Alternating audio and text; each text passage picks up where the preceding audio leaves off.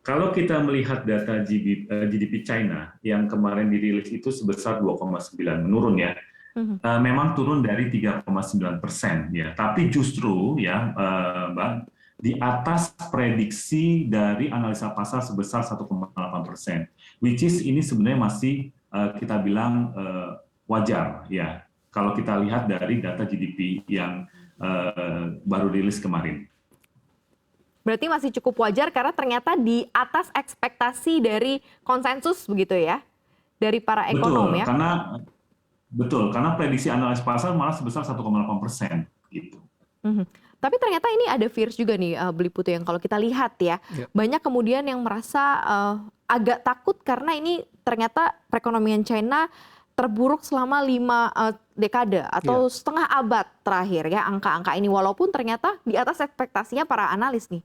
Seperti apa nih, Beli Putu? Ya, kalau kita lihat memang pertumbuhan ekonomi Cina itu sepanjang 2022 itu 3%, yaitu jauh di bawah ekspektasi, bukan ekspektasi tapi target pemerintah China 5,5%, dan memang menjadi yang terendah sejak 1976.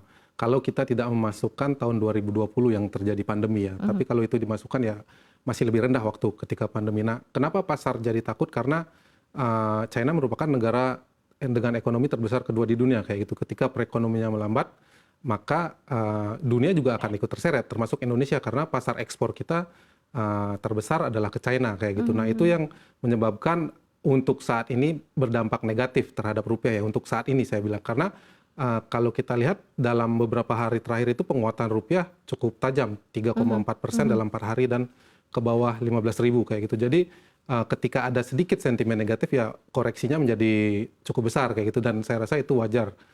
Nah, yang penting adalah kita melihat bagaimana ke depannya China tersebut, karena seperti tadi disebutkan kalau misalnya pelambatan ekonomi itu terjadi karena kebijakan zero COVID. Sementara pemerintah China saat ini sudah mulai melonggarkan zero COVID, dan di tahun ini, tahun 2023 itu perekonomian China diperkirakan akan bisa rebound. Itu target atau mungkin proyeksi dari Reuters itu di 4,9%. Nah, itu cukup bagus sebenarnya, dan saya rasa ke depannya masih akan bisa memberikan sentimen positif sih untuk rupiah. Oke, masih ada, tapi mungkin Masih sekarang ada. memang lagi cukup Sekarang tertekan iya, begitu ya. Kalau seandainya kondisi dari ekonomi China ini, Pak Doni, ini kan memberikan jittery terhadap nilai tukar rupiah. Anda lihatnya akan seperti apa sih tekanannya? Apakah akan cukup lama? Dan tekanan yang terjadi di rupiah saat ini apakah memang serta-merta hanya sentimen dari ekonomi China atau ada side atau faktor lain, Pak Doni?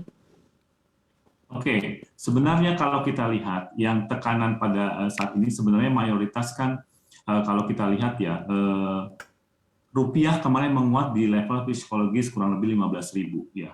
Itu juga karena pelaku pasar melakukan aksi profit taking. Jadi kalau kita ambil kesimpulan memang pelemahan ini ya kita tinggal menunggu satu berita lagi mengenai FDG di BI hari Kamis.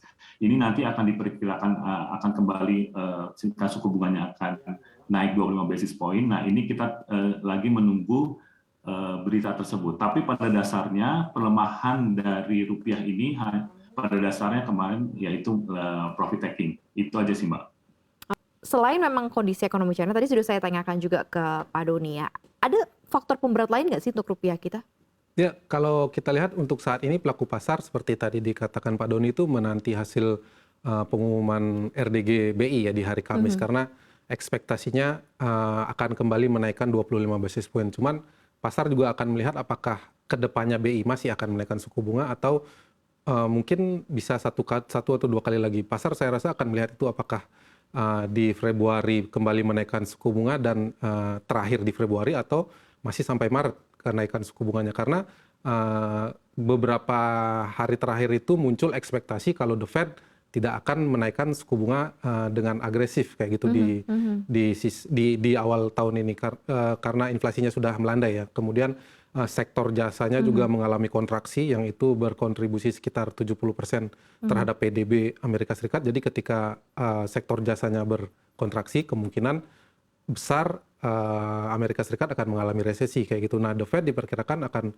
menaikkan suku bunga 25 basis point di Februari dan 25 basis point di Maret. Sementara sebelumnya kan prediksinya 50 basis point di Februari dan 25 basis point di Maret. Jadi ada sedikit penurunan kenaikan suku bunga. Nah, pasar akan melihat apakah BI merespon dengan sama, menaikkan 25 basis point sebanyak 2 kali, atau misalnya lebih tinggi lagi sebanyak 3 kali di bulan Maret. Ketika misalnya suku bunga dinaikkan lebih tinggi sampai di bulan Maret, berarti 75 basis point totalnya, saya rasa rupiah bisa menguat karena capital inflow akan lebih deras ke dalam negeri. Tapi kalau misalnya 2 kali lagi, saya rasa juga rupiah masih akan stabil.